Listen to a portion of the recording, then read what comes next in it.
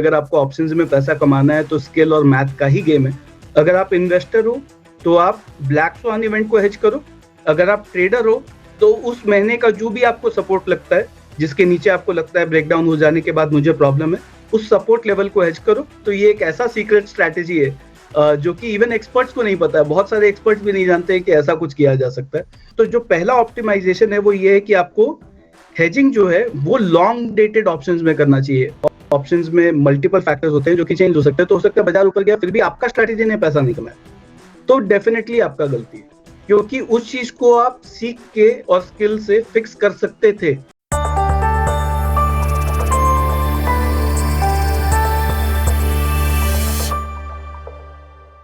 Hello everyone. Welcome to another episode of Bazaar and Beyond, where we deep dive into the world of finance, investing and more to help you make smart investment decisions. और मैं हूं आपका host विवेक आनंद। ये एक special episode है क्योंकि हम पहली बार हमारे गेस्ट के साथ ऑनलाइन जुड़ रहे हैं। आज का एपिसोड एक ऐसे टॉपिक पर है जिसके बारे में लोगों ने सुना तो बहुत है, लेकिन शायद समझा कम है। ऑप्शंस। ज्यादातर लोग ऑप्शंस को स्पेक्युलेटिव या रिस्की समझते हैं, लेकिन हम एक अलग पर्सपेक्टिव से बात करेंगे आज। How retail investors can use options to hedge their portfolios. मतलब आपके इन्वेस्टमेंट्स के लिए एक सेफ्टी नेट कैसे बनाया जाए ताकि मार्केट गिरे भी तो आपका पोर्टफोलियो बिल्कुल एक्सपोज ना हो। और इस कॉन्वर्सेशन को गाइड करने के लिए हमारे साथ हैं एक एक्सपर्ट जिन्होंने ऑप्शंस ट्रेडिंग को सिंप्लीफाई करना अपना मिशन बना दिया है। Shubham Agarwal, founder and CEO of Concept. Shubham हमारे साथ कनाडा से जुड़ रहे हैं। He has worked in quantitative research roles for over a decade at various Indian brokerages like Motilal Oswal, JM Financial, HDFC Securities and more. Thank you so much for joining us, Shubham. Thank you, Vivek, for having me on your show, and thank you, Mstock, for having me. And I'm looking to a great conversation today. चलो सबसे basic question से शुरू करते हैं शुभम। जब आप बोलते हो पोर्टफोलियो हेज करना है तो उसका मतलब क्या होता है? Just for a regular retail investor जो हमारे व्यूअर्स हैं उनके लिए आप उसको थोड़ा बेसिक कॉन्सेप्ट समझा दीजिए। सो विवेक, इसको हम एक रियल लाइफ एग्जांपल के साथ रिलेट करते हैं। अगर हम देखें तो आज इंडिया एक समय पे काफी अंडर इंश्योर्ड हुआ करता था। लोग इंश्योरेंस के बारे में नहीं जानते थे, लेकिन आज काफी लोग इंश्योर्ड हैं। इवन दो ग्लोबल ट्रेंड के कंपैरिजन में अभी भी कम है, लेकिन फिर भी लोगों को आज अवेयरनेस है कि टर्म इंश्योरेंस क्या होता है। तो उसी कंसेप्ट को हम रिविजिट करते हैं कि अगर लेट्स से आप अपने फैमिली में एक अकेले अर्निंग मेंबर है, ठीक है, और आपका 4 लोगों का फैमिली है। अगर आपको कुछ हो जाता है तो फिर पूरा फैमिली भी उस चीज से इम्पैक्ट हो जाता है, राइट। तो इस चीज को आप हेज करने के लिए क्या करते हैं, आप जाकर के एक टर्म इंश्योरेंस खरीदते हैं ताकि आपका जो इनकम है, जो सिर्फ आज का इनकम नहीं बट आने वाले पूरा काफी अच्छे समय का जो इनकम है उसको आप जाकर के हेज कर सके, और एक आपका फैमिली अगर इम्पैक्ट नहीं हो, अगर कोई भी ऐसा सिचुएशन होता है आपके साथ। तो सिमिलरली अगर आप देखोगे तो स्टॉक मार्केट कभी कभी बहुत वोलेटाइल हो सकता है, और हो सकता है रिसेंटली जो इन्वेस्टर्स आए हैं उन्होंने ये देखा नहीं है। और ज्यादातर यही होता है जब लोग नए बाजार में आते हैं, उनके लिए सब कुछ, क्योंकि ज्यादातर समय बाजार ऊपर जा रहा होता है या बहुत साइडवेज जा रहा होता है, तो उन्होंने कभी देखा नहीं है कि मार्केट कितना वियर्ड बिहेव कर सकता है। बट मैं तो 2002 से ट्रेड कर रहा हूँ स्टॉक मार्केट में, और मैंने देखा है ये पूरा अप्स एंड डाउन, ऑलमोस्ट मैंने जिया है ये सारा अप्स एंड डाउन। तो मैं 2-4 एग्जांपल देता हूँ। 2004 में अगर आप देखोगे मैसिव करेक्शन वहां पे देखने को मिला था। 2006 में बुल मार्केट करेक्शन, बहुत स्टीप करेक्शन हमको देखने के लिए मिला था। 2008 में तो सभी जानते हैं कि एक बहुत बड़ा ब्लैक स्वान इवेंट हुआ जहां पे 6336 का एग्जैक्ट निफ्टी था, और वहां से 2500 के नीचे निफ्टी चला गया था बहुत कम समय में। लोगों ने अपना पूरा का पूरा पोर्टफोलियो गवा दिया, और ऐसे सिचुएशंस भी हुए कि उनको आउट ऑफ पॉकेट ब्रोकर को पैसा देना पड़ गया, क्योंकि जितना मार्जिन में वो ट्रेड कर रहे थे उसको भी लॉसेस एक्सीड कर चुका था, राइट। फिर उसके बाद 2009 में रिवर्स साइड में अगर कोई किसी को लगता है कि शॉर्ट करेंगे तो बचे रहेंगे, ऐसा भी नहीं होता है। 2009 में हमने देखा कि 20% का अपर सर्किट बाजार में लगता हुआ दिखा, राइट। और फिर उसके बाद कोविड के समय हमने फिर से देखा कि एक मैसिव करेक्शन हुआ।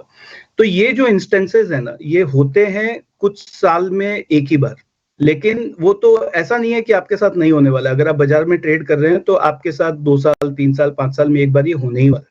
तो उस समय क्या आपका पोर्टफोलियो बचा रहेगा, या आपने जो 3-4 साल 5 साल में मेहनत किया वो आप पूरा गवा देना चाहोगे, राइट। तो इसीलिए अगर आप हेज करके रखते हो और हेजिंग का मतलब ये नहीं है कि आप अपना रोज का छोटा छोटा लॉसेस को हेज करो, बट ये ब्लैक स्वान इवेंट जब होगा तब आप उसको सेल थ्रू कर जाएं के लिए हेजिंग काफी इंपॉर्टेंट है। तो मुझे लगता है जैसे हम अपने लाइफ में इंश्योरेंस खरीदते हैं वैसे हमको अपने पोर्टफोलियो के लिए हेजिंग बिल्कुल रखना चाहिए अगर आप सस्टेन करना चाहते हो for a longer term. Media में और जनरली पब्लिक में लोगों को ऑप्शंस बहुत ही रिस्की एक इंस्ट्रूमेंट लगता है, बहुत कॉम्प्लिकेटेड भी लगता है। तो नॉर्मल इन्वेस्टर्स के बारे में क्यों सोचे आप? थोड़ा और हमको समझा सकें कि वो ठीक है, पोर्टफोलियो के बारे में आपने समझाया कि पोर्टफोलियो प्रोटेक्ट हो जाता है, मगर एज अ नॉर्मल ले इन्वेस्टर मेरे को लगता है ये मेरे लिए नहीं है, जो लोग ट्रेड करते हैं उनके लिए ही है। तो इसका ये जो आपको जो इंटरप्ले है वो कैसे आप कैसे समझते हैं? सो विवेक, यहाँ पे मैं दो पर्सपेक्टिव में आई थिंक इसको दो तरह के इन्वेस्टर्स में इसको बांट देता हूँ ताकि हम लोग उसको राइट एड्रेस कर पाए। एक वो जिनको लगता है कि मैं तो सिर्फ इन्वेस्टर हूँ, लॉन्ग टर्म इन्वेस्टिंग करता हूँ और मुझे ट्रेड नहीं करना है, राइट, तो फिर मुझे हेजिंग की क्या जरूरत है। तो अब यहाँ पे अगर आप स्टॉक पिकिंग कर रहे हैं तो मैं आपको एक एग्जाम्पल देता हूँ जो कि रियलिस्टिक एग्जाम्पल है कि अगर आप सेंसेक्स, जो कि इतने समय से हम वो इंडेक्स को देख रहे हैं हमारे आंखों के सामने, जिसमें देश के टॉप 30 स्टॉक्स आपको देखने के लिए मिलते हैं कि वो वहां पे लिस्टेड है और वो ट्रेड हो रहे हैं, सेंसेक्स का कंपोनेंट है। लेकिन जब आप हिस्ट्री जाकर के देखोगे तो आपको पता चलेगा कि हर 30 साल में सिर्फ 28% कंपनी ऐसा है जो एग्जिस्ट करता है।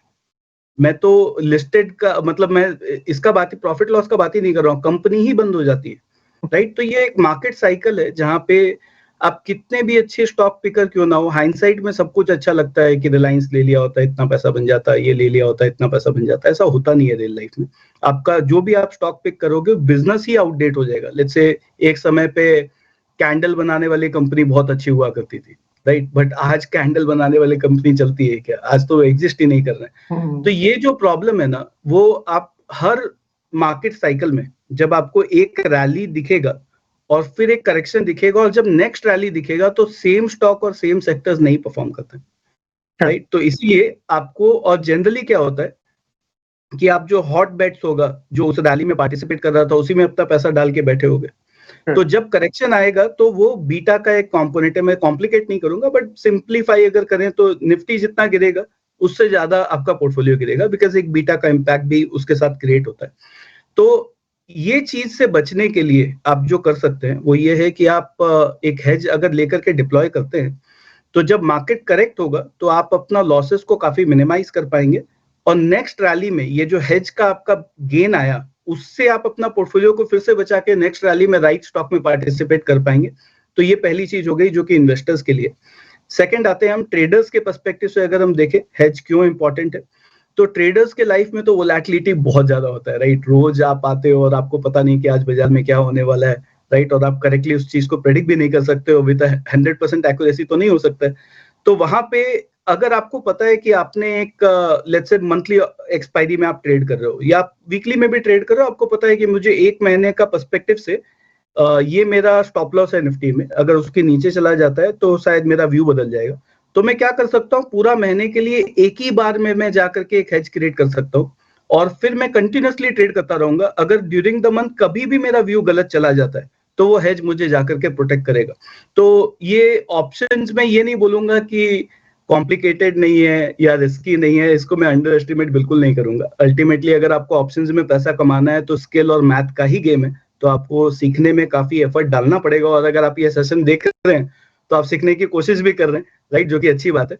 तो सीखना तो बिल्कुल पड़ेगा। अगर आपका नॉलेज लेवल कम है तो मैं क्लियरली बताता हूँ आपको ऑप्शंस में शायद पेपर ट्रेड करके धीरे धीरे एंटर करना चाहिए, डायरेक्टली पैसा ना डाले, लेकिन सीखना तो आपको पड़ेगा अगर आपको ऑप्शंस में ट्रेड करना है। और अगर आप बिगिनर हो या इंटरमीडिएट हो तो हेज तो मुझे लगता है कि आपको बिल्कुल ही करना चाहिए ताकि आप अपना पोर्टफोलियो को ब्लॉक ना कर दें।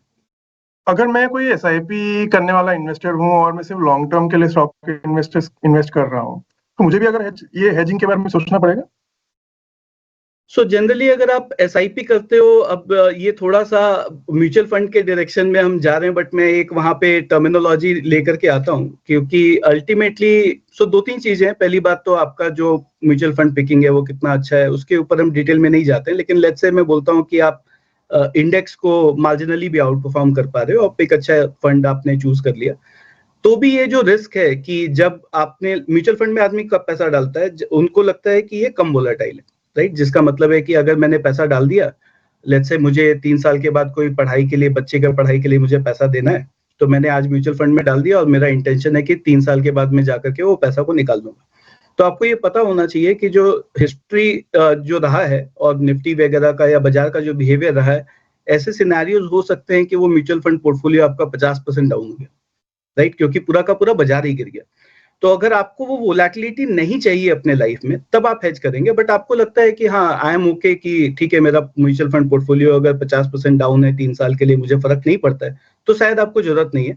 बट अगर आप वो चीज से, अगर आपको प्रॉब्लम है कि नहीं, मेरा म्यूचुअल फंड पोर्टफोलियो इतना ज्यादा वोलेटाइल नहीं हो सकता, तब आपको भी हेज करना पड़ेगा और कहीं ना कहीं जाकर के एक छोटा हेजिंग कॉस्ट आप पे करके और आपको वो पोर्टफोलियो को हेज कर लेना चाहिए, ताकि आपका वोलेटिलिटी कम हो जाए। तो एक जो संजीव कपूर, जो हम बचपन में देखते थे, जो खाने का जो शो होता था, उसमें एक बहुत पॉपुलर स्टेटमेंट है कि नमक स्वाद अनुसार। तो वैसे ही हेजिंग जो है ना, वो स्वाद अनुसार ही आपको करना पड़ेगा। इसका मतलब आपका जो रिस्क एपेटाइट है, उसके हिसाब से आपको हेज करना पड़ेगा। मान लीजिए अगर मेरे पास सपोज 5 से 10 लाख का एक स्टॉक पोर्टफोलियो है, ठीक है, तो सबसे बिगिनर फ्रेंडली तरीका आप मुझे समझा सकते हैं कि मैं कैसे उसको हेज करूं, क्योंकि मुझे I am investing for the long run. Suppose this is just an example viewers, we are all of these are just examples to help you understand and not any specific advice or like suggestion to do anything. This is just so that we can understand and it's an educational experience. Go ahead.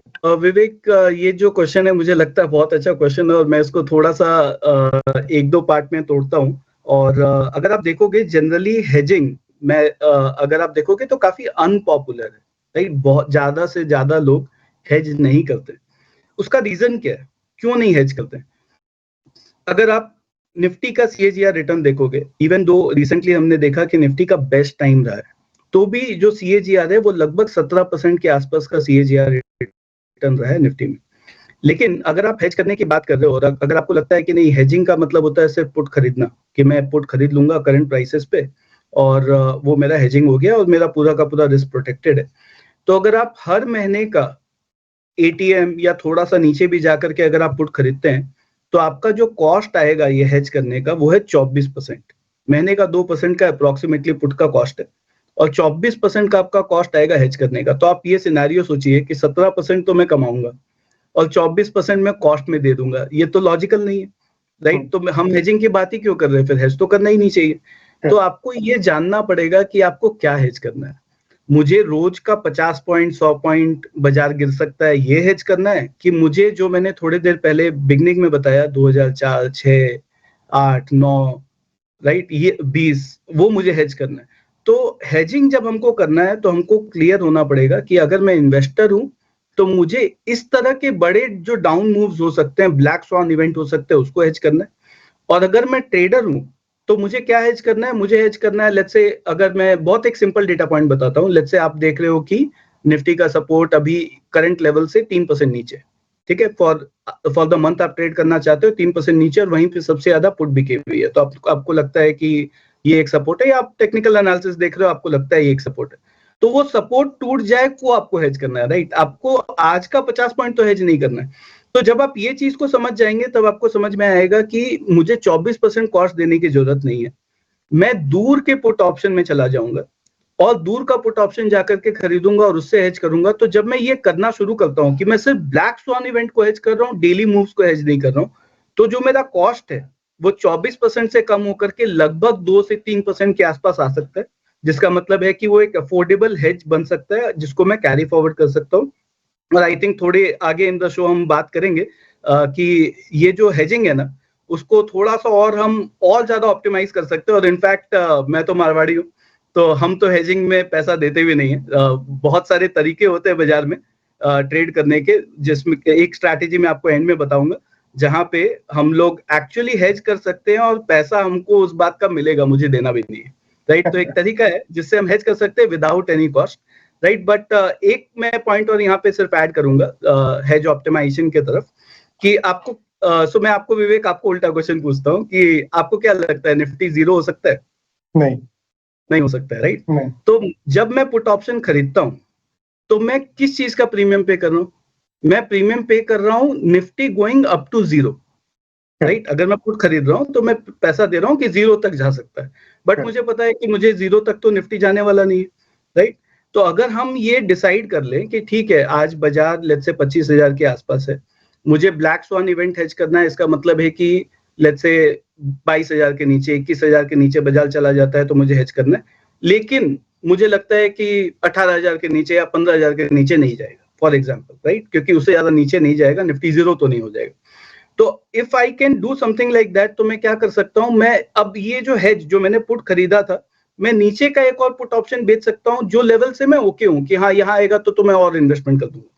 तो अगर आप ये करोगे तो जो आपका hedging cost है ना, जो आप शायद 3% पे कर रहे हो, वो और कम हो करके 50% वहां से और कम हो जाएगा। क्यों? क्योंकि आपने एक पुट ऑप्शन के बदले उसको एक बेयर पुट स्प्रेड में कन्वर्ट कर दिया, जहां पे आपने कुछ प्रीमियम दिया और आपको कुछ प्रीमियम वापस भी आ गया। तो इस तरह से आप अपना हेज कॉस्ट को ऑप्टिमाइज करें। तो अगर मैं समराइज करूं, हेजिंग ज्यादातर लोग इसलिए नहीं करते हैं कि 24% का कॉस्ट है, जो कि रियलिस्टिक है, लेकिन आपको समझना पड़ेगा वो 24% का कॉस्ट तब है जब आपको रोज का डेली मूव आपको हेज करना है, जो कि आपका रिक्वायरमेंट नहीं होना चाहिए। अगर आप इन्वेस्टर हो तो आप ब्लैक स्वान इवेंट को हेज करो, अगर आप ट्रेडर हो तो उस महीने का जो भी आपको सपोर्ट लगता है, जिसके नीचे आपको लगता है ब्रेकडाउन हो जाने के बाद मुझे प्रॉब्लम है, उस सपोर्ट लेवल को हेज करो। अगर आप ये करोगे तो आपका जो कॉस्ट 24% है उसको आप कम करके लगभग 3-4% के पास लेकर के आ सकते हो। और अगर आप उसको बेयर पुट स्प्रेड में कन्वर्ट कर देते हो, आप इसके बारे में जाके थोड़ा गूगल पे पढ़ भी सकते हैं क्या होता है बेयर पुट स्प्रेड, तो आप शायद अपना कॉस्ट को 2-3% के आसपास या उससे भी नीचे लेकर के आ सकते हो। एक जो कॉस्ट के बारे में आपने बोला, लाइक मुझे एज अ ले इन्वेस्टर फॉर मी, मुझे जब सबसे पहले तो मुझे सीखना पड़ा कि इन्वेस्टिंग क्या होता है। फिर मुझे अभी आप सिखा रहे हैं कि हेजिंग क्या होता है। मेरे को पहले समझना था कि इन्वेस्टिंग का भी कॉस्ट होता है, अभी मेरे को समझना है कि मेरे को हेजिंग का भी कॉस्ट है। थोड़ा सा ये आपको कंफ्यूजिंग नहीं लगता फॉर अ ले इन्वेस्टर? आप बोल रहे हैं कि हेजिंग करना चाहिए, मगर जो समझने के लिए इतना कोशिश करना पड़ता है, और जो कॉस्ट लगते हैं in terms of not just the financial cost, मेरे को टाइम भी लगाना पड़ता है। You think that most people should opt for this और पन इंटेंडेड ऑप्शंस? यहाँ पे अगर आप देखोगे तो अगेन जैसा मैंने बोला, दो तरह के लोग हैं। एक तो ये जिनको पोर्टफोलियो 50% 60% गिर जाएगा, उस बात से फर्क नहीं पड़ेगा, तब तो कोई फर्क नहीं पड़ता है, ठीक है, आप मत जानिए हेजिंग क्या है या इसके बारे में आपको जानने की कोई जरूरत ही नहीं है। लेकिन अगर आपको उस चीज से फर्क पड़ता है तभी आप हेज करने के लिए आओगे, अदरवाइज आप नहीं आओगे। तो मैं ये अज्यूम कर रहा हूँ कि आपको उस बात से फर्क पड़ता है और आप उसको प्रोटेक्ट करना चाहते हो। If that is the case, तो अगर आप थोड़ा सा ना ट्रेडिंग को हम लोग थोड़ा सा एक स्टेप पीछे से देखते हैं, और आप ट्रेडर हो, आपके सामने में ट्रेडिंग टर्मिनल है, ठीक है, और आप वो ट्रेडिंग टर्मिनल को देख रहे हो। आपको किसी ने तो आकर के बोला नहीं कि आप जाकर के ये बटन दबा दो और ये खरीद लो, ये बेच दो, बट वो ट्रेडिंग टर्मिनल को आप देख रहे हो और आप उसके अकॉर्डिंगली बिहेव कर रहे हो, और आपके पॉकेट से पैसा निकल के उस ट्रेडिंग टर्मिनल के अंदर घुसता जा रहा है। वो ट्रेडिंग टर्मिनल के अंदर से तो कोई हाथ नहीं आया ना जो आपके पॉकेट से पैसा निकाल के ले गया, राइट, बट आपका पैसा वहां पे जा रहा है। तो आपको क्या लगता है बिहेवियरली क्या हो रहा है? वो ट्रेडिंग टर्मिनल नहीं है, आप आईना देख रहे हो और खुद को देख रहे हो उस आईने में। आपका खुद का बिहेवियर, आपका खुद का इमोशन रिएक्ट कर रहा है, और उस रिएक्शन के ऊपर आप कंटिन्यूअसली बिहेव करते जा रहे हो, राइट। तो इस चीज को अगर हम कंट्रोल कर सकते हैं ना, हमारा जो इमोशंस को हम कंट्रोल कर सकते हैं, जो कि 100% नहीं हो सकता, अगर हम 100% अपने इमोशंस को कंट्रोल कर लेंगे तो क्या हो जाएगा? मोक्ष की प्राप्ति हो जाएगी, राइट। तो 100% तो हम अपना इमोशंस को नहीं कंट्रोल कर सकते, लेकिन हमको उसको काफी हद तक कंट्रोल करने की जरूरत है, राइट। मैं 100% नहीं कर सकता हूं, बट करने की जरूरत है। तो क्या होता है, जब आप एक हेज क्रिएट कर लेते हो तो आप एक मेंटल पीस में होते हो कि कुछ भी हो जाए, मैं रात को तो आराम से सोऊंगा, बिकॉज मुझे कल अगर आके ट्रम्प कुछ बोल के चला जाता है तो भी मुझे कोई फर्क नहीं पड़ेगा, बिकॉज अगर कोई गैप डाउन हो गया, गैप अप हो गया, मेरा पोजीशन तो हेज्ड है, मुझे पता है इससे ज्यादा मेरा लॉस नहीं होगा। तब आप एक रैशनली बिहेव कर पाते हो, राइट। तो मार्केट में एक टर्मिनोलॉजी होता है इर्रेशनल एक्सुबरेंस, राइट, या इर्रेशनल बिहेवियर। तो वो आपका पैसा लेकर के जाता है क्योंकि आपका दिमाग शांत नहीं है। तो हेजिंग से क्या होगा, एक पीस ऑफ माइंड क्रिएट होता है और आपका इमोशनल बिहेवियर पे आपको काफी फर्क आता हुआ दिखेगा। अगर आप ये ट्राई करना चाहते हो, 1 महीना 2 महीना आप ट्राई करके देखो, आपको खुद पता चलेगा कि आप बहुत सोच समझ के डिसीजन ले पाओगे, आराम से डिसीजन ले पाओगे, और उस चीज से आपका पीएनएल पे भी काफी इंपैक्ट क्रिएट होना शुरू हो जाएगा। अगर मैं अपना पोर्टफोलियो के बारे में सोचूं, तो अगर मैंने दो सेक्शंस बनाए हैं, highly risky stocks and low risk stocks, तो मुझे सिर्फ हाई रिस्क स्टॉक्स को हेज करना चाहिए या मुझे एक ग्लोबल व्यू लेना चाहिए, इन योर व्यू? सो ये जो कंसेप्ट है विवेक, हाई रिस्क और लो रिस्क, वो तो हमको आज पता है कल पता चलेगा लो रिस्क स्टॉक भी 40% गिर गए, राइट? तो स्टॉक्स में जब हम आते हैं ना, तो वहां पे अगेन दो कंसेप्ट होते हैं।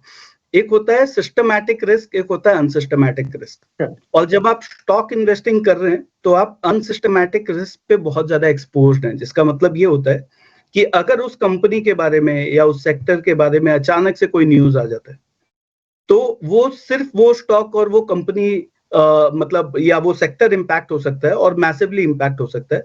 इसीलिए आप जाकर के डाइवर्सिफिकेशन क्रिएट करते हैं। तो लो रिस्क स्टॉक मुझे लगता है कि ठीक है, आज हमको पता है कि ये स्टॉक इतना ज्यादा मूव नहीं कर रहा है इसलिए लो रिस्क है, लेकिन अनसिस्टमैटिक रिस्क को तो आप एलिमिनेट नहीं कर सकते हो। तो पहली बात, उसको आपको डाइवर्सिफिकेशन से फिक्स करना पड़ेगा।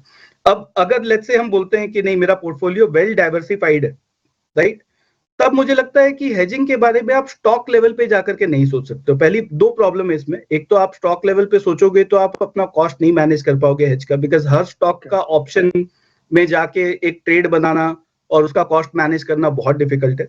तो आपको पोर्टफोलियो एज अ होल लेकर के और उसको आप निफ्टी से या सेंसेक्स से जाकर के इंडेक्स के थ्रू हेज कर लीजिए, और इसमें आपको अपना बीटा कैलकुलेट करना पड़ेगा। तो लेट्स से अगर आपका पोर्टफोलियो बाजार 100 पॉइंट ऊपर जाता है तो आपका पोर्टफोलियो 150 पॉइंट ऊपर जाता है, बाजार 100 पॉइंट नीचे जाता है तो आपका पोर्टफोलियो 150 पॉइंट नीचे जाता है। इसका मतलब आपका पोर्टफोलियो का बीटा 1.5 है।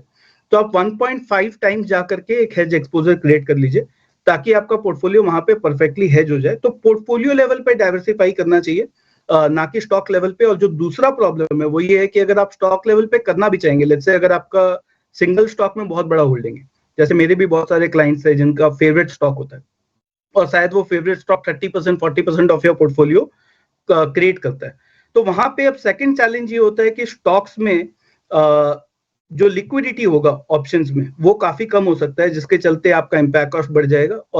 और एक प्रॉब्लम भी है, मैं 3 पॉइंट ऐड कर रहा हूँ। तीसरा और एक प्रॉब्लम है कि स्टॉक्स का जो ये शायद थोड़ा सा एडवांस ट्रेडर के लिए हो जाएगा, बट फिर भी मैं बता देता हूँ, जो एडवांस ट्रेडिंग करते होंगे शायद उनको रिलेट कर पाएंगे। स्टॉक्स का जो आईवी है वो इंडेक्स का आईवी से लगभग डबल होता है, राइट? तो उससे फर्क ये पड़ता है कि जो आप हेजिंग कॉस्ट इंडेक्स में दोगे, आप उसका डबल कॉस्ट स्टॉक में दोगे। इसलिए stock wise hedging is always a very difficult thing to do, और आपको जो हेजिंग है वो इंडेक्स को ही रिलेट करके करना चाहिए, और इसके लिए आपको बीटा कैलकुलेट करना चाहिए अपना पोर्टफोलियो का। आई एम श्योर ऑनलाइन बहुत सारे टूल्स हैं जहां पे अगर आपको नहीं भी आता है बीटा कैलकुलेट करना, तो बहुत सारे टूल्स हैं जो कि आपको हेल्प कर सकते हैं अपना पोर्टफोलियो का बीटा कैलकुलेट करने के लिए। उसको यूज करके आप अपना बीटा निकाल लें और उतना मल्टीपल जाकर के हेज कर लें।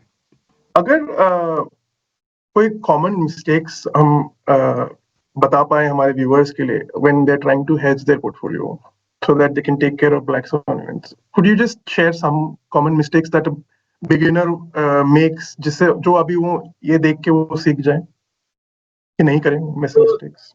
एक दो मिथ मुझे याद आता है जो कि जनरली अगर आप देखोगे ना बहुत कॉमन अवेलेबल है। अगर आप गूगल पे भी जा करके देखोगे तो हेजिंग वगैरह का जो डेफिनेशन है ना, वो काफी जनरलाइज्ड है, और उसको देख करके जो आप इन्फर करोगे वो एक्चुअली प्रैक्टिकल लाइफ में होता नहीं है। तो मैं एक एग्जांपल देता हूँ। बहुत सारे लोग अगर आप जाकर के गूगल करोगे तो आप देखोगे कि हेजिंग का मतलब है कि आपका अंडरलाइंग में आपने पोर्टफोलियो में स्टॉक खरीदा हुआ है, आप जाकर के फ्यूचर बेच दो तो हेज हो जाएगा, राइट? तो अगर मैं फ्यूचर बेच ही दूंगा तो मेरा तो पोजीशन जीरो हो गया, टेक्निकली तो मेरा पोजीशन जीरो हो गया, राइट? मेरा एक अंडरलाइंग मैंने लिया हुआ है और फ्यूचर मैंने जाकर के बेच दिया तो हेज क्रिएट हो गया।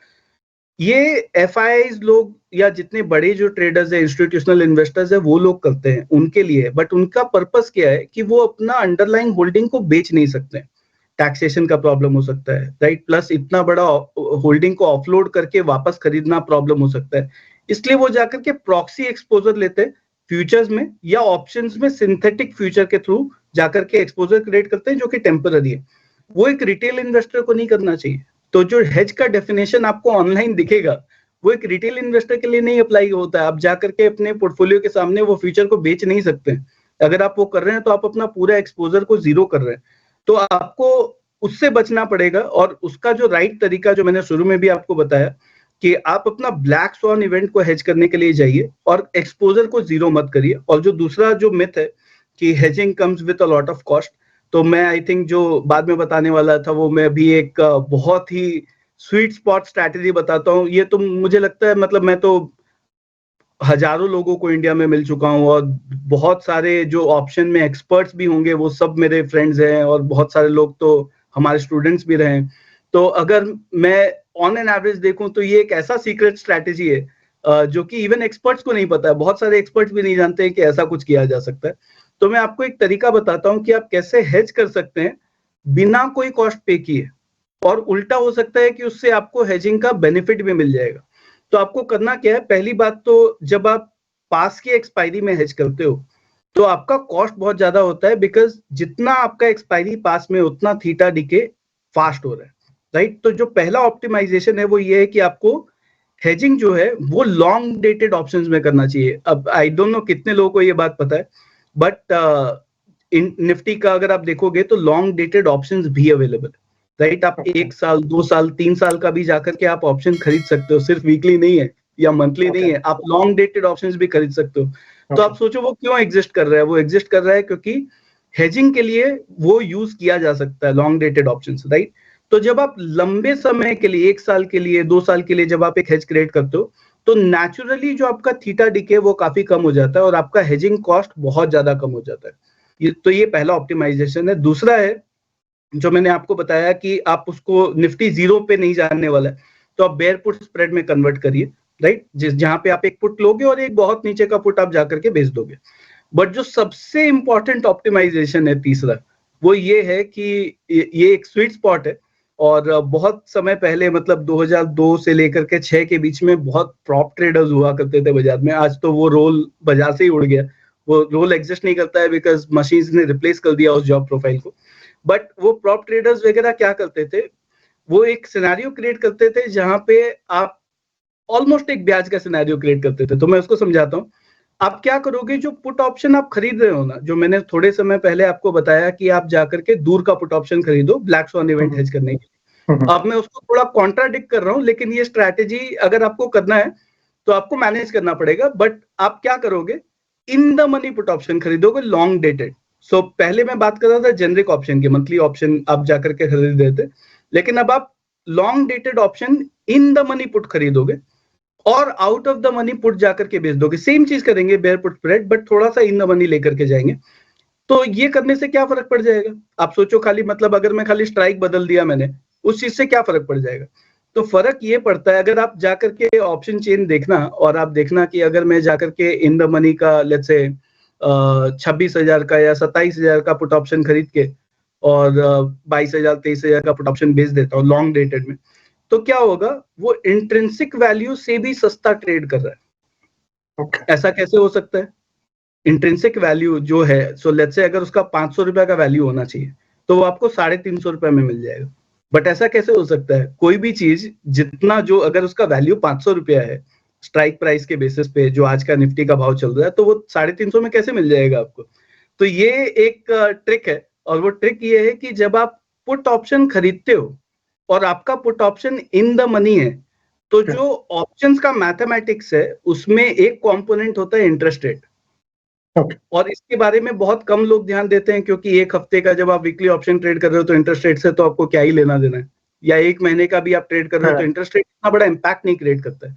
बट जब हम 1 साल 2 साल का बात कर रहे हैं ना, तो इंटरेस्ट रेट बहुत बड़ा इंपैक्ट क्रिएट करता है। और जब आप in the money put option खरीदोगे तो पूरा ग्रॉस एक्सपोजर पे, जो पूरा आपका एक्सपोजर आपने लिया है, उस पे आपको ब्याज बाजार देगा, आपको ब्याज मिलेगा। तो आपने क्या किया, मैंने 100 रुपया का एक्सपोजर है, उसके सामने मैंने लेट्स से 5 रुपया का या 10 रुपया का मैंने प्रीमियम भरा, राइट। लेकिन वो 100 रुपए के ऊपर अगर आज का बाजार का ब्याज 8-9% चल रहा है, मुझे 100 रुपए के ऊपर 8-9% का ब्याज बाजार देगा। और इस चीज से क्या होता है, क्योंकि मैंने एक सिंथेटिकली एक सिनेरियो क्रिएट कर दिया कि वो बाजार मुझे पूरे कॉर्पस के ऊपर ब्याज दे रहा है, और फिर मैंने जाकर के नीचे का एक पुट ऑप्शन बेचा जो कि आउट ऑफ द मनी है, जिसमें मुझे ब्याज देना नहीं है। सो मुझे क्या एक सिनेरियो ये क्रिएट हो गया कि ब्याज मिल तो रहा है, बट मैं ब्याज देने वाला नहीं हूं।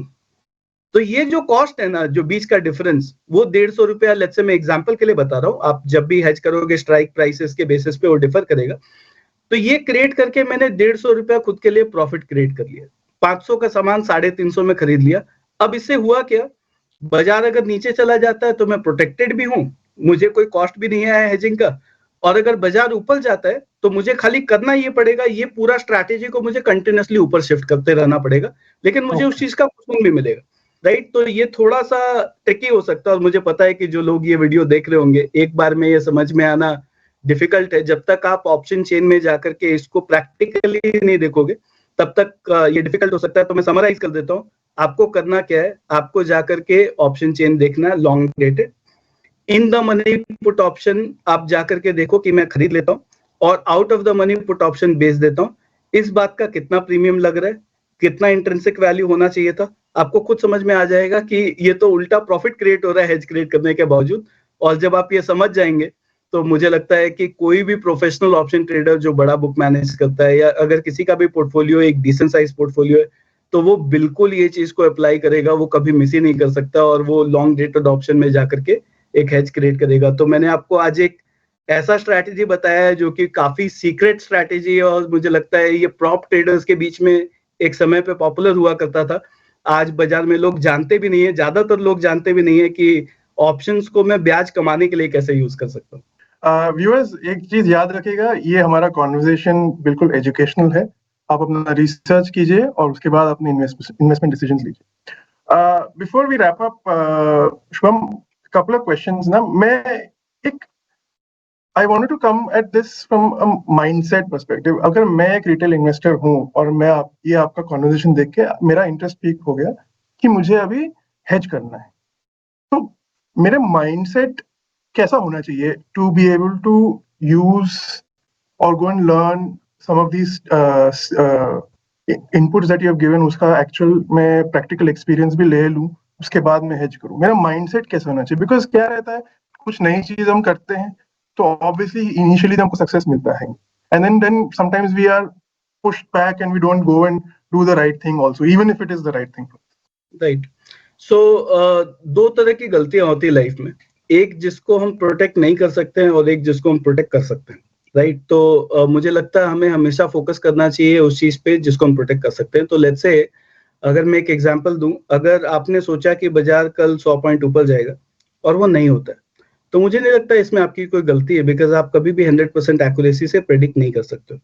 लेकिन अगर कल आपको लगता है कि बाजार 100 पॉइंट ऊपर जाएगा, आपने एक स्ट्रैटेजी लिया, बाजार कल 100 पॉइंट ऊपर गया फिर भी पैसा नहीं बना, राइट। और ये हो सकता है क्योंकि बहुत सारे फैक्टर्स चेंज हो सकते हैं, ऑप्शंस में मल्टीपल फैक्टर्स होते हैं जो कि चेंज हो सकते हैं। तो हो सकता है बाजार ऊपर गया फिर भी आपका स्ट्रैटेजी ने पैसा नहीं कमाया, तो डेफिनेटली आपका गलती है, क्योंकि उस चीज को आप सीख के और स्किल से फिक्स कर सकते थे। तो सिमिलरली जब हम हेजिंग की बात कर रहे हैं या किसी भी चीज, कोई भी स्ट्रैटेजी की बात कर रहे हैं, आप बाजार के फोरकास्टिंग पे नुकसान करके आगे चलेगा, बट आपने नॉलेज कम होने के चलते जाके नुकसान कर लिया, वो तो सस्टेनेबल ही नहीं है। तो इसीलिए अगर आपको हेज करना है, अगर आपको हेज करना है तो जो मैंने 2-3 पॉइंट बताया, ये सिर्फ वीडियो देख करके तो आप नहीं सीख जाएंगे। तो जो मैंने बताया उसको आपको प्रैक्टिकली जाकर के देखना पड़ेगा, पेपर ट्रेड करना पड़ेगा, सिनेरियोस बनाना पड़ेगा कि अच्छा ये 3 पॉइंट हमने सीखा इस वीडियो में, तो ये तीनों पॉइंट को मैं एक्चुअली पेपर पे क्रिएट करके देखता हूँ क्या हो रहा है। और अगर आपको लगता है कि आप नहीं समझ पा रहे हैं, आपके लिए कॉम्प्लिकेटेड है, जो कि हो भी सकता है, तो आपको प्रोफेशनल हेल्प लेना चाहिए। आई एम श्योर कि एम स्टॉक के पास भी बहुत सारे लोग होंगे जो कि हेल्प कर पाएंगे इस चीज में, या आपको कहीं से भी आपको प्रोफेशनल हेल्प लेना चाहिए, और उसके बाद आप जाकर के इंप्लीमेंट करें। बिना समझे तो इंप्लीमेंट बिल्कुल नहीं करना। तो ये आपको प्रैक्टिस करना पड़ेगा, तभी आप जाकर के इस चीज को इंप्लीमेंट कर पाएंगे। बिना प्रैक्टिस के इंप्लीमेंट करना डिफिकल्ट है, लेकिन आपको कोशिश करना चाहिए, क्योंकि अगर आप ये करते हो तो आप ये जो मैंने सेकंड मिस्टेक बताया कि स्किल के चलते मैंने पैसा गवा दिया, इस चीज को आप प्रोटेक्ट कर पाओगे। तो स्पेशली जब हम ट्रेडिंग इन्वेस्टिंग की बात कर रहे हैं, तो आप सोचो बाजार में लाखों लोग, करोड़ों लोग आकर के ट्रेड कर रहे हैं, और जब हम ट्रेडिंग की स्पेशली बात करें एफएनओ में, तो एफएनओ तो जीरो सम गेम है, जिसका मतलब कि अगर आपने कमाया तो मैंने नुकसान दिया, मैंने कमाया तो किसी और ने नुकसान दिया, ये तो जीरो सम गेम है, राइट। तो अगर जीरो सम गेम है तो मुझे क्या अलग बनाएगा बाकी ट्रेडर्स से? मुझे ये अलग बनाएगा कि मेरा स्किल लेवल बाजार में जो एवरेज स्किल लेवल है उससे बेटर है कि नहीं है। तो अगर आप ट्रेड करना चाहते हो तो आपको एवरेज इन्वेस्टर पूरा दुनिया जो कर रहा है उससे आपको कुछ हटके करना पड़ेगा, बिकॉज नेचुरली भी 50% का भी स्ट्राइक रेट नहीं हो सकता है, बिकॉज गवर्नमेंट टैक्सेस जाएगा, ब्रोकरेज जाएगा, कॉस्ट जाएगा, बहुत सारी कॉस्ट जाएंगी।